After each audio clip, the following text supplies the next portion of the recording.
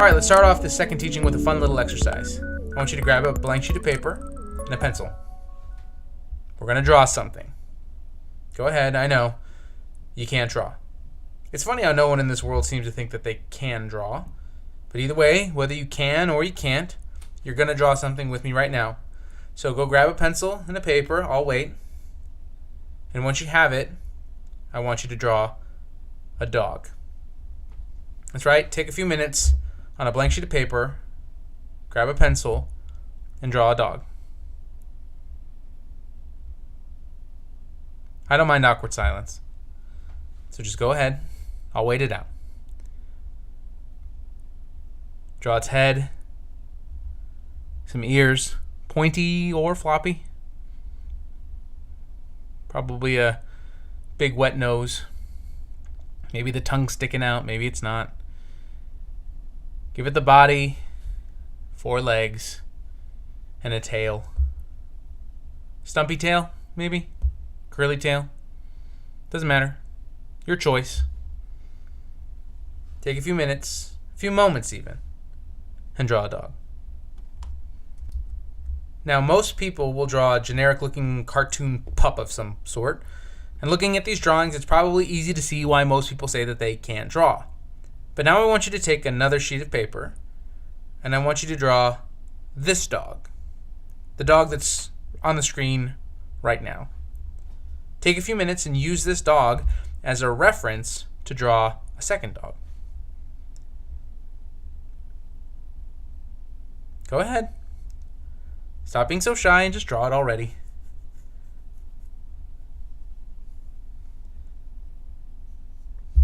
Does this one have the same kind of ears, same kind of nose?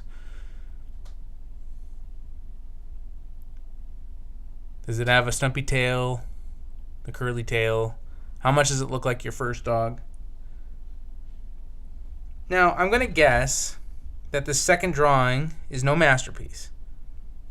After all, you haven't had training in line or form, but chances are, if you actually participated in this exercise, that your second drawing was much better than your first. Why? It's not because you're more practiced after that first drawing. It's because you had reference. This is the power of research. My kids are always asking me, Dad, how do you draw a hippo? How do you draw a car? How do you draw a unicorn? On and on and on. And my first response is always, get some reference. In other words, do some research.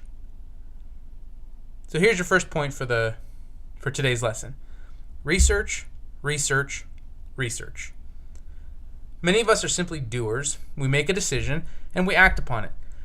This is easy enough when we're acting alone, but when we're called to lead other people, whether that be our families, our businesses, or our ministries, the decisions that we make and the actions that we take have exponentially larger ramifications as they're no longer just affecting us, but all of the people that we're leading.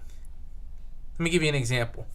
If you were at a store and you wanted to purchase a pack of gum, spur of the moment, would you hop on your smartphone and research which gum has the highest customer satisfaction rating? Probably not. Why? Because it's a low-risk purchase. And it's a low-cost purchase. Now, let's say you were in the market for a new car. Would you just show up to the car dealership and flippantly say, you know what, I'll take the red one over there? Absolutely not. You would at least test drive it. Hopefully you'd put together a budget, and ideally you've already looked into the car, make, model, and year that are right for you. How much that particular make, model, and year should cost on maybe Kelley Blue Book, or whether or not that dealership is even trustworthy. This decision could cost you thousands of dollars, and this vehicle is going to be around for a while. And so the more weighty that the decision is, the more important it is that you research beforehand. I hope that makes sense. And in this course, we're talking about launching startups, new ideas, new ministries, and new businesses that could potentially change the world. And so step 2 in this project management session is to research, research, research. Let me tell you about 6 things research does before getting into your next assignment. Number 1, research sparks growth. I'm a firm believer in being a lifelong learner. Whether you're a student or a full-time professional, you have not attained your goal yet. You can always be better at what you do. There's always more to learn. Research causes you to grow in knowledge and in understanding. So read a book or an online article, listen to an expert, watch a documentary, interact with other specialists in the field, learn, grow, and never be satisfied with the knowledge that you already have. In all of my studies on leadership, I found that most great leaders spend a disproportionate amount of time gathering information from outside of their core teams and their groups. Good leaders grew to that level because they love research. Number 2, research increases awareness. As you research, you're going to find new ideas, different ideas, even potholes and ditches and things that could derail you eventually that you may never have considered before. Solomon wrote in the book of Ecclesiastes that there's nothing new under the sun, and chances are someone has been through what you're going to go through or what you are going through, and there's often not a need to completely reinvent the wheel. Let others' ceilings be your floor, as they say. Research makes us more aware of the successes and of the failures that came before us and what we can do to ensure success. Number 3, research discerns truths. Many people, especially in the church world, are terrified of asking questions. I found that the more questions I ask, the deeper truths that I find. The book of Proverbs encourages us to seek out wisdom and to find truth.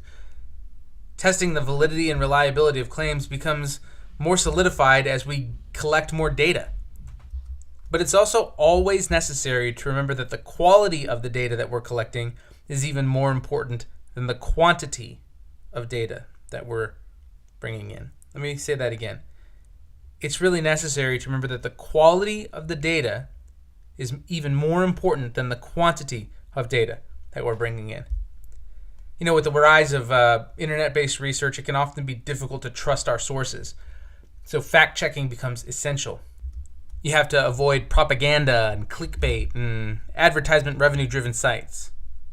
More often than not, their information is misleading and even manipulative.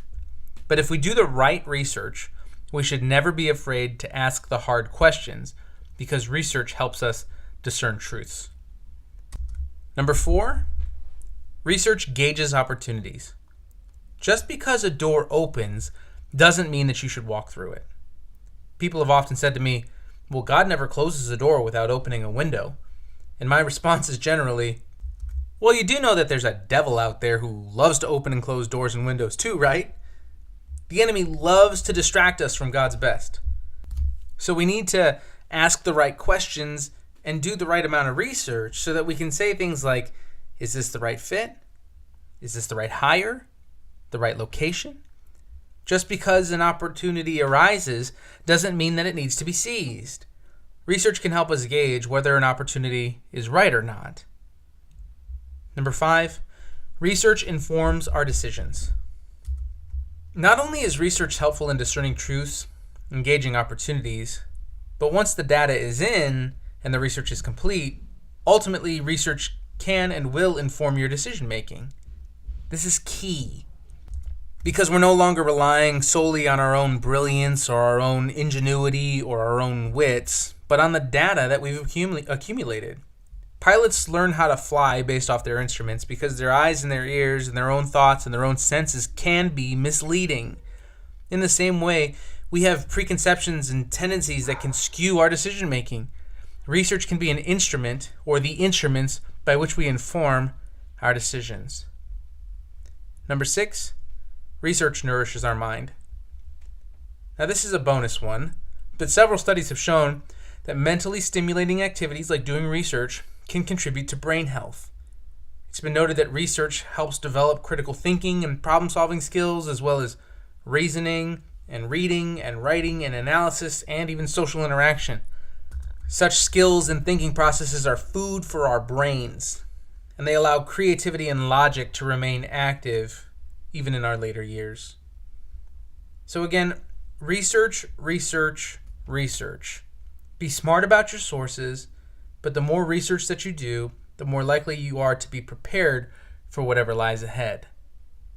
And I would always rather be over-prepared than under-prepared. So this week, you're going to do a research project for your startup. It might be something along the lines of, how much does it cost to run a restaurant? Or it might be, what's the most effective way to reach people on social networking sites? Or how do I monetize a YouTube channel? First, I want you to define the project. What is your research project? And please be as extensive as you possibly can for your startup as a whole. You can start off by doing minor research projects that are specific to your startup, but I would prefer that you do an all-encompassing project for your entire startup. So first, define the project. Then, I want you to collect as much data as you possibly can from good, reliable sources. Obviously, you're going to be using the internet, but just make sure that you're using reputable sources. So collect as much data as you can. And then third, I want you to write out your conclusions in a way that's clear and concise, meaning that if I were to read it, I would know exactly what conclusions you came to from the research that you've done. I hope this makes sense. Again, research, research, research. Be over-prepared rather than under-prepared. And we'll continue on again next week.